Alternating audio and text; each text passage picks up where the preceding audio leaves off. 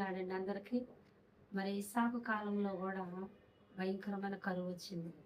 ఇస్సాకు కాలంలో భయంకరమైన కరువు వస్తే దేవుడు అంటాడు, నువ్వు విత్తనం విత్తు, నేను దానికి కావలసిన సమస్తమును పంటను నేను ఇస్తానని. సరే, ఇస్సాకు అయితే దేవుని మాట ప్రకారము విత్తనం విత్తాడు. ఆ సంవత్సరం చూస్తే వర్షం లేదు, చాలా కరువుగా ఉంది. మరి చుట్టుపట్టు ఉన్న వ్యవసాయదారులంతా వారి పొలాలు మొత్తం ఖాళీగా వదిలేశారు. ఎందుకంటే నెలలు విడిచిన నేలగా ఉంది, వర్షపు చుక్క లేకపోవటాన్ని బట్టి. మరి భూమిలో విత్తనాలు విత్తి వస్తున్నప్పుడు ఇస్సాకును చూసి అనేక మంది నవ్వుండొచ్చు. కానీ ఇస్సాకుకు తెలుసు, దేవుని మాట ప్రకారము తను విత్తినాడు. ఆ మాట ప్రకారమే నేను నూరంతల ఫలం పొందుతానన్న ఆలోచన, విశ్వాసము, నిరీక్షణతో తన విత్తనం విత్తినాడు. చివరాఖరికి తన యొక్క విత్తనం నుంచి మొలక రావటం ప్రారంభించింది.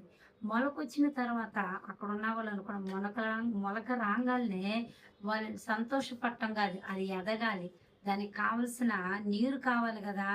మొక్క రాగానే ఎంత సంతోషంగా వెళ్తున్నాడు చూడు అనుకోవచ్చు. అయితే మొక్క వచ్చింది, చెట్టు పెరగటం ప్రారంభించింది. ఆ చెట్లకు ఉన్న మరి అది పువ్వు రావటం ప్రారంభించింది, పూత వచ్చింది, పూతతో పాటు విత్తనాలు వచ్చినాయి.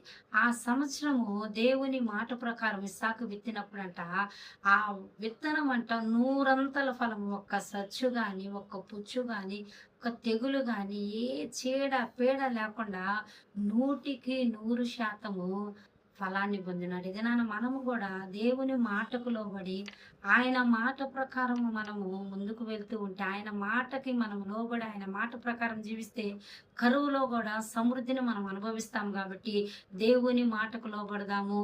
దేవుని మాట చేత మనం ముందుకు అడుగులు వేస్తూ దేవుని మాట ప్రకారం మనం ఆశీర్వదింపబడదాం. Praise the lord.